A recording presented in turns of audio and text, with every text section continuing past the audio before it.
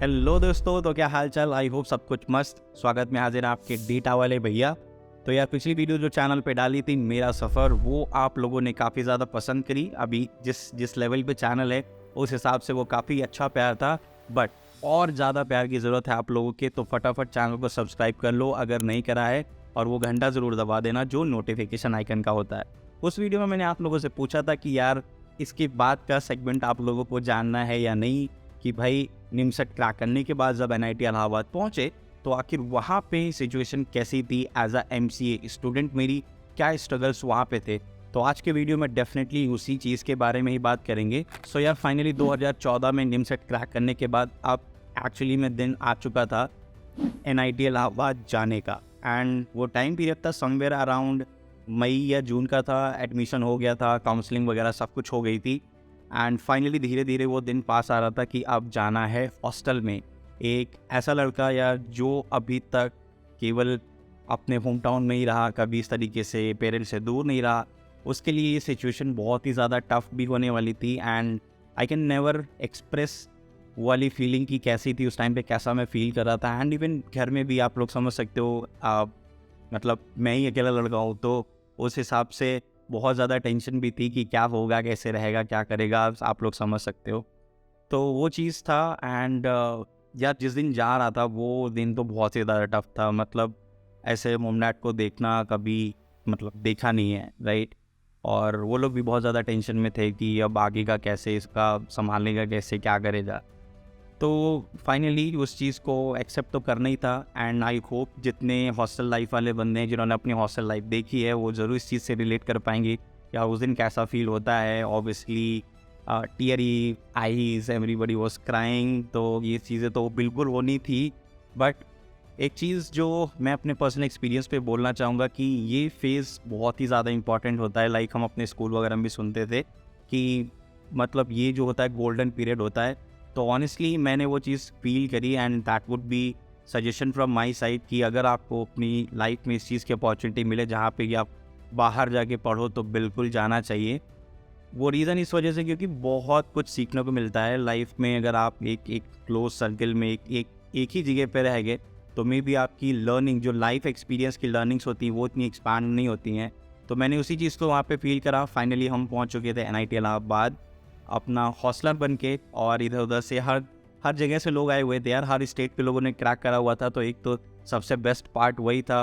And boys hostel, वहाँ के सारे फ़न, वहाँ के मस्ती, जो जो रियल हॉस्टल लाइफ जी चुका है उनको मुझे एक्सप्लेन करने की ज़रूरत नहीं है, they are able to relate it. But जो लोगों ने इस पार्ट को नहीं देखा है उनके लिए मैं यही बता सकता हूँ, this was something which is really close to my heart. And जो अपनी हॉस्टल लाइफ से मेरी पर्सनल लर्निंग यही रही है कि जितना अकेले वहाँ पे रह के एक इंसान सीख सकता है ना, इसीलिए जब एक एज में है तो पेरेंट्स को भी एटलीस्ट जाने देना चाहिए बच्चे को उधर, ताकि वो उस तरीके का लाइफ एक्सपीरियंस गेन कर पाए, सही गलत चीज़ों को सीख पाए। और अकेले सर्वाइवल जो पार्ट है ना वो सबसे ज़्यादा इंपॉर्टेंट होता है। तो फाइनली वो चीज़ों के लिए अब मैं रेडी हो चुका था। तो यार NIT इलाहाबाद में आखिर अब पहुँचने के बाद, एंड वो भी एज अ MCA स्टूडेंट, हमारा 90 का बैच था। एंड आपको भी पता है IITs NITs B Tech dominant colleges होते ही हैं। तो बहुत बड़ा अब मेरे सामने चैलेंज यही था क्योंकि ग्रेजुएशन तो उतने अच्छे से करी नहीं, कंप्यूटर साइंस उतना कुछ भी अच्छे से नहीं आता था। तो मेरे लिए MCA NIT इलाहाबाद से करना लाइक कि ज़ीरो से मैं अपनी कंप्यूटर साइंस की जर्नी को दोबारा से स्टार्ट कर रहा हूँ। सब कुछ मुझे फ्रेश तरीके से पढ़ना था और इसी मोटिवेशन के साथ मैं आया भी था फर्स्ट ईयर में।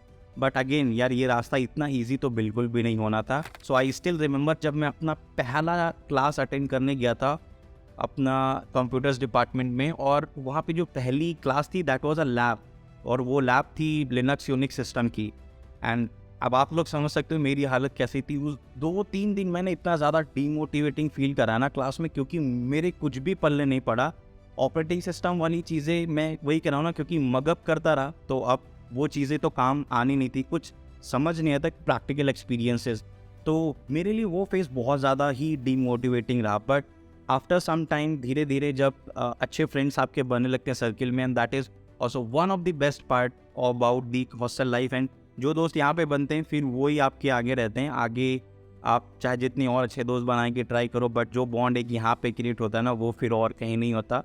तो मेरे साथ भी वही हुआ, अच्छा सर्किल बनना मेरे साथ में, और उन लोगों से मैंने बहुत ज़्यादा सीखने की कोशिश करी, काफ़ी ज़्यादा इंकरेज करा उन्होंने। तो इस तरीके से फिर मैंने अपना जो फर्स्ट सेमेस्टर है वो काफ़ी मोटिवेशन के साथ फिर स्टार्ट करा, सीरियसली चीज़ों को पढ़ने लगा, सीरियसली समझने लगा, क्लास में भी, लैब में भी, जितनी भी चीज़ें थी, तो उस तरीके से स्टार्ट हुआ। एंड फिर बात आती है जो हम कहते हैं ना कि प्लेसमेंट वगैरह क्रैक करनी है, तो यार सभी को पता है कि कोडिंग वाली एक चीज़ है जो कि बहुत ज़्यादा इंपॉर्टेंट पार्ट प्ले करती है। इसके बारे में भी एक सेपरेट वीडियो बना सकता हूँ, अगर आप लोगों को जानना है कमेंट में बता सकते हो कि भाई मेरी कोडिंग जर्नी कैसे रही एज अ एमसीए स्टूडेंट, मैंने कैसे सीखा, कैसे चीज़ों पे कमांड करी, तो बिल्कुल बताना। सो एक डिटेल वीडियो डेफिनेटली उसके बारे में बताऊँगा।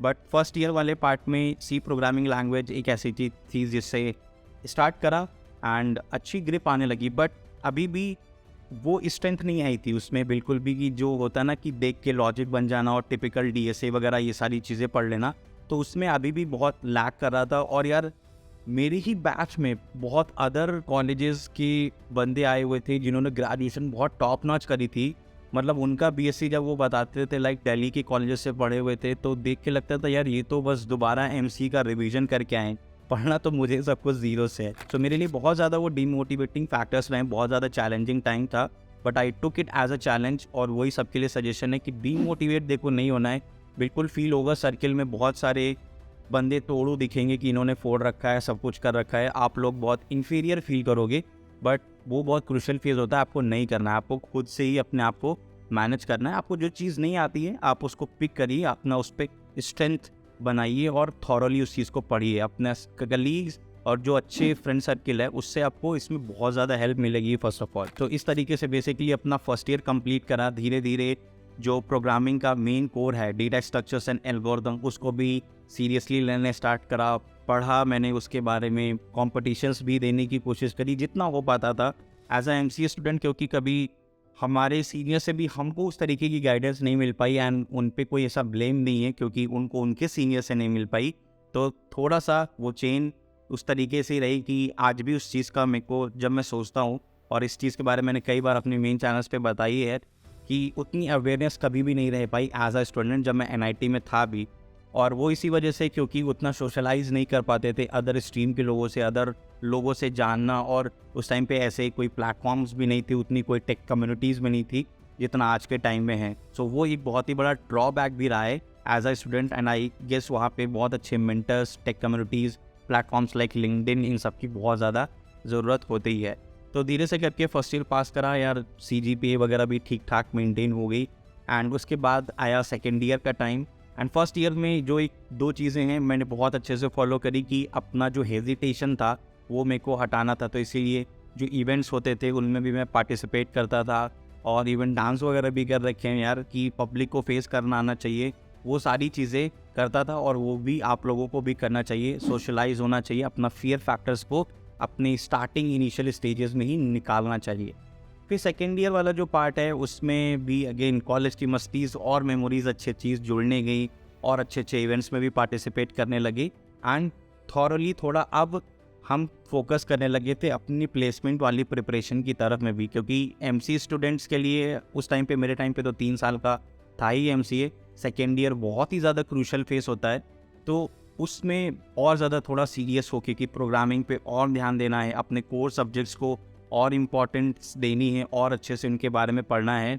और कुछ प्लेटफॉर्म्स थे उस टाइम पे धीरे धीरे जिनसे कि मैं सीखने लगा था कि इंटरव्यूज़ के लिए प्रिपरेशन कैसे करनी है। और उस टाइम पे यार एक ही 2-3 गिनी चुनी कंपनियों के नाम पता थे, और उतने ऑनेस्टली मेरे बड़े ड्रीम्स भी नहीं थे कि यार मेरे को 20 लाख का 30 लाख का पैकेज लग जाए, और पता भी नहीं था यार कि पहले तो नौकरी लगेगी भी या नहीं लगेगी प्लेसमेंट की, बट अपनी तरफ से तो हमें पूरे एफर्ट करने ही थे। तो इस तरीके से एफर्ट पे काम करना स्टार्ट करा, जितना पढ़ सकते थे अच्छे से।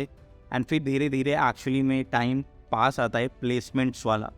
तो वो जो 2 ईयर यार, फर्स्ट ईयर जो मैंने बताया वो तो केवल एक तरीके से सीखने में ही चला गया एज अ एमसीए स्टूडेंट, और सेकेंड ईयर जब थोड़ा सा सीरियस हुए तब तक आ गया टाइम प्लेसमेंट का। तो अब जैसे मैंने कि बताया कि यार बीटेक डोमिनेंट कॉलेजेस हैं, तो हमें उतनी कंपनीज़ में तो देखो चांसेस मिलने नहीं थे। हमने अपना माइंडसेट वैसा बना रखा था कि जो भी हमें चांस मिलेंगे हम उसमें अच्छा करके जितने से जितने ज़्यादा लोग जॉब पा सकते हैं बैच में, वो पूरी कोशिश करेंगे। एंड उसी हिसाब से प्रिपरेशन वगैरह भी करी। बट वही है यार कि जब आप सोचो ना किसी चीज़ को कि इतने अच्छे से और ईजिली हो जाएगी तो वो नहीं होती है। एंड वही चीज़ था, preparation was really good, but जो ड्रीम कंपनी रही थी कॉलेज टाइम में जिसका सबसे ज़्यादा नाम सुना था वो थी अमेज़ॉन। तो उस टाइम पे मैं मतलब प्रिपरेशन में इतना ज़्यादा लग गया था कि यार अब अमेज़ॉन तो निकालनी है कुछ भी हो जाए कॉलेज में।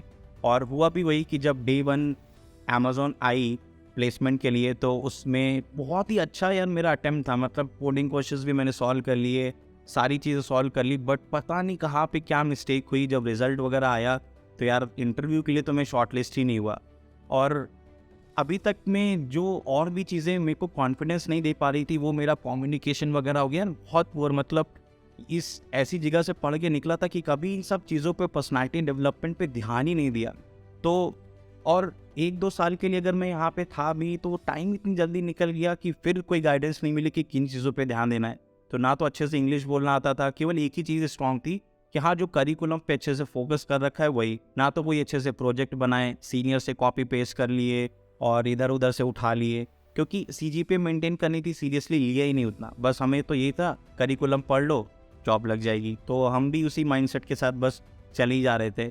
And I had definitely regret about it कि ये चीज़ नहीं होनी चाहिए थी अगर मैं सेल्फ अवेयर होता। मतलब मेरी लाइफ का जो मैंने सबसे फर्स्ट रिजेक्शन देखा था अगर मैं इंटरव्यूज़ और नौकरी की बात करूँ तो यार वो अमेज़ॉन जैसी कंपनी का था कि मेरा रिटर्न भी क्रैक नहीं हुआ। आई वॉज सो डिसअपॉइंटेड कि इतना ज़्यादा एफर्ट भी करे, ड्रीम भी बनाया कि अमेज़ॉन में जाएंगे, और वो ड्रीम खैर अचीव करा, वो भी अलग स्टोरी है, उसके बारे में बात करेंगे, मस्त वीडियो बनाएंगे अपने रिजेक्शन फेजेस की।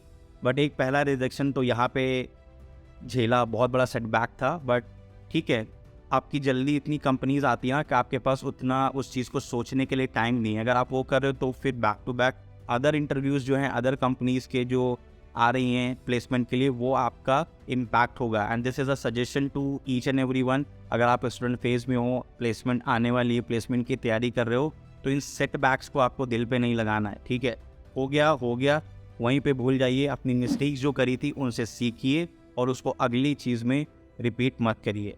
तो मेरे साथ पहला रिजेक्शन ये हुआ, फिर यार एडोब वगैरह आई, सैपलैब्स वगैरह आई, पेटीएम आई, वूकर आई, इस तरीके से बैक टू बैक में यार 7 कंपनीज में रिजेक्ट हो गया। मेरा रिजेक्शन आप समझ सकते हो कि रिटर्न ही क्लियर नहीं हुआ। मतलब एक होता है सेटिस्फेक्शन की यार इंटरव्यू के पहले राउंड में गए, दूसरे राउंड में गए, वहाँ से बाहर हो गए, मेरा तो यार रिटर्न ही क्लियर नहीं हो रहा था। एंड उस टाइम पे मेरी गंदी वाली लग चुकी थी कि अब तो नहीं होगा। मतलब पूरा जो 100% से माइनस में भी गिव अप होता ना, मेरा वैसा वाला गिव अप हो गया था कि भाई देखो अब चीज़ें तो मेरे हाथ से निकल चुकी हैं। जो एक छोटी जगह से आए थे एनआईटी जैसे कॉलेज में जा रहे हैं, और जो सबको एक लगता है ना कि यार एनआईटी और टियर 1 कॉलेज में पहुंच गए तो सब कुछ प्लेट में परोसा हुआ मिलता है ना, तो वो रियलिटी भी नहीं है। मतलब आपको ये चीज़ समझनी होगी, ये ऑनेस्ट रियलिटी बिल्कुल भी नहीं है। आके अल्टीमेटली एफर्ट्स आपको ही करने, आपको ही अपना 1000% देना है, और करने के बाद भी लोगों की जॉब नहीं लगती हैं। ठीक है, तो ऐसा नहीं है आईआईटी और एनआईटी का टैग लगा है, हाँ भाई चलो चलो ले चलो, ऐसा नहीं होता नौकरी में। ठीक है, आपको निकालनी पड़ती हैं वो चीज़ें। तो 7 बैक टू बैक रिजेक्शंस के बाद में अब जब इस तरीके से अंदर से इतना ज़्यादा टूट गए तो फिर था कि रास्ता नहीं दिख रहा था कि क्या करें। और सबके साथ में यार पूरा बैच, आप किसी के साथ बैठ के क्या ही एक्सप्रेस करोगे, कितना एक्सप्रेस करोगे। सामने वाले की भी जॉब नहीं लग रही है, मेरी भी नहीं लग रही है, हम एक रूम में पड़े हुए हैं, मैं मेरे फ्रेंड्स जो जिनकी नहीं लगी है, हम डेली ऐसे ही जब भी इंटरव्यूज़ के लिए गए फॉर्मल्स पहन के रिटर्न देने गए और मुँह लटका के वापस आ गए जब रिज़ल्ट वापस आया। तो क्या ही बात करें, वो इतना डिप्रेसिंग सिनारियो होता है ना, मतलब आपके दिमाग में और कुछ समझ में नहीं आता। आप बस एक back of the head future चल रहा होता है और पेरेंट्स फैमिली को क्या बताना है, क्या वो दिखाएंगे, वो सारी चीज़ें चल रही होती हैं, और कैसे जॉब निकालनी है। तो वही उस टाइम पर सिचुएशन थी बहुत ज़्यादा। लाइक फिर मन नहीं हो रहा था कि यार अब कोई कंपनी आए, नहीं बैठना है वैसा कि ठीक है नौकरी लगेगी नहीं लगेगी वाला चीज़ था। बट फाइनली थोड़ा इस चीज़ में मैंने करेज दिखाई, एंड ये चीज़ मैं हमेशा लोगों को बोलता हूँ, वो चीज़ आप लोगों को करनी चाहिए, क्योंकि ये सिचुएशंस इतनी टफ होती है, इसमें लोग बहुत गलत कदम भी उठाते हैं जो नहीं करना चाहिए बिल्कुल भी। You have to make yourself really strong कि आप इन सिचुएशंस के साथ में डील कर पाओ। आई नो स्टूडेंट फेज में होता है, वो रिजेक्शंस इतने ज़्यादा आपको पिच करते हैं कि आप उन चीज़ को मेंटली हैंडल नहीं कर पाते हो। ये चीज़ें आती ही लाइफ एक्सपीरियंस से हैं जब आपको उस तरीके के रिजेक्शंस देखने को मिलते हैं। बट इस एज पे, इस टाइम पे मेरा सजेशन सबको यही है कि आप जो भी आपके लव्ड वंस हैं, जो भी क्लोज वन है, जिनके सामने आप एक्सप्रेस कर सकते हो, आप उस सिचुएशंस को बताइए।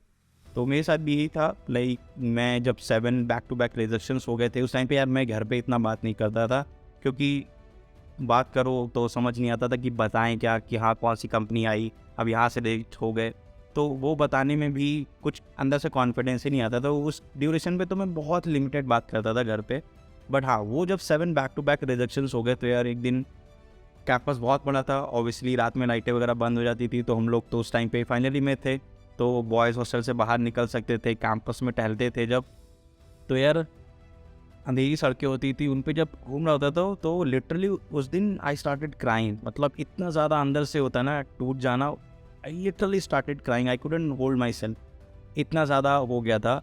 एंड बहुत बहुत हिम्मत करके डैड को फ़ोन लगाया कि ऐसा ऐसा सीन हो रहा है एंड मुझे नहीं लग रहा कि नौकरी लगेगी यहाँ से, एंड मेरे को बस अब ख़त्म करके घर आना है, हो गया मेरा, मतलब अगर शायद ज़्यादा दिन तक यहाँ पे रहा तो कुछ गलत ना हो जाए मुझसे। तो बहुत समझाया उन लोगों ने, और वही चीज़ है, और जो चीज़ उन्होंने लाइन में बोली कि यार कॉलेज तो तुम्हें पढ़ने के लिए भेजा था, इस चीज़ के लिए तो फोर्स नहीं करा था कि तुमको जॉब लेके आना है। एंड वो लाइनें वो इतना ज़्यादा पावरफुल थी कि नहीं पता कि उसके बाद से क्या चेंज हो गया, कहाँ की मोटिवेशन आ गई, कहाँ की इंस्पिरेशन आ गई। और जो 8th कंपनी थी, 7 बैक टू बैक रिजेक्शंस झेले, जिसमें कि इंटरव्यू भी क्रैक नहीं हुआ मेरा, इंटरव्यू तो दूर की छोड़ो, उसमें पहुँचे ही नहीं, रिटर्न ही क्रैक नहीं हुआ मेरा। और नेक्स्ट डे, उस दिन की बात बता रहा हूँ, जब बात करी फैमिली में, और नेक्स्ट डे जब गया इंटरव्यू देने के लिए, कंपनी आई थी ओपरा सॉल्यूशन, और लिटरली उसका रिटर्न भी क्रैक हुआ, रिजल्ट आया, बैक टू बैक इंटरव्यूज़ देने चला गया, सब कुछ क्लियर होता चला गया। मतलब आप समझ रहे हो एक ऐसा स्टूडेंट जिसने कभी अपने कम्युनिकेशन पे ध्यान नहीं दिया और नहीं आता था बोलना, भाई इतना मतलब गधेपन वाला मेरा कम्युनिकेशन था, बस मैं तुम्हें क्या ही बताऊं। तो वो फेस देखा है, वो सिचुएशन देखी, जो ये आज 6 साल बाद आप देख रहे हो सामने, ये वो 6 साल की मेहनत है करके जो अब सीखा है वहाँ पे। बट कॉलेज लाइफ में 90% ऐसी ही सिचुएशन से लोग पास होते हैं, जैसा मैं बता रहा हूँ, बहुत ही प्रिविलेज थोड़ा सा लोग या सेल्फ अवेयर कैंडिडेट्स होते हैं जो अपने आप को डेवलप करते हैं।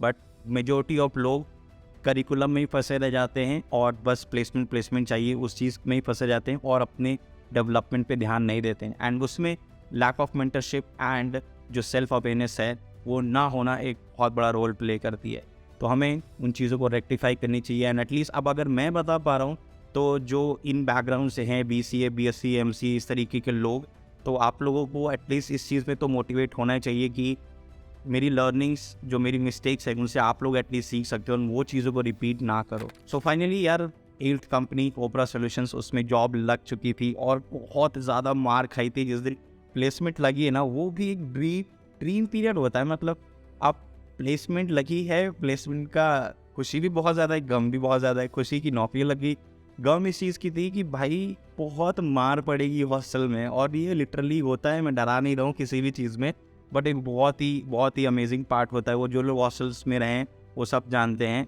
तो लिटरली मैं जब हॉस्टल के गेट से एंटर करा हूँ, वहाँ तक पहुँचा भी नहीं था। मेरे जो बहुत क्लोज फ्रेंड्स हैं, वो तो प्लेसमेंट सेल जहाँ पे इंटरव्यूज़ वगैरह हो रहे थे, डायरेक्ट वहीं पे पहुँच गए, और वहाँ से ही जो मेरे को धुनना चालू करा है, और फिर घसीटते घसीटते मैं पहुँचा हॉस्टल में, और गेट से मेरे को जो मारना चालू करा है उन्होंने, फटाफट स्लीपर्स हो गई, जूते हो गए, बेल्ट हो गई, बहुत मारा है, बहुत ही ज़्यादा। आप हालत ऐसा समझ सकते हो कि 2 दिन मैं पीठ की तरफ ना करके उल्टा पेट के बल सोया हूँ बेड पे, ऐसी हालत कर दी थी मारते हुए। बट अमेजिंग फेस उसकी भी खुशी एक अलग होती है, बहुत ही फन था। मतलब those were the memorable parts, और बहुत सारा फोटोज़ का कलेक्शन भी बना रखा है। एक मस्त वीडियो बनाऊंगा जिसमें ना वो चीज़ें आपको अपनी कॉलेज की मेमोरीज दिखाऊंगा, कैसा था, कैसे मेरी MC की लाइफ रही है।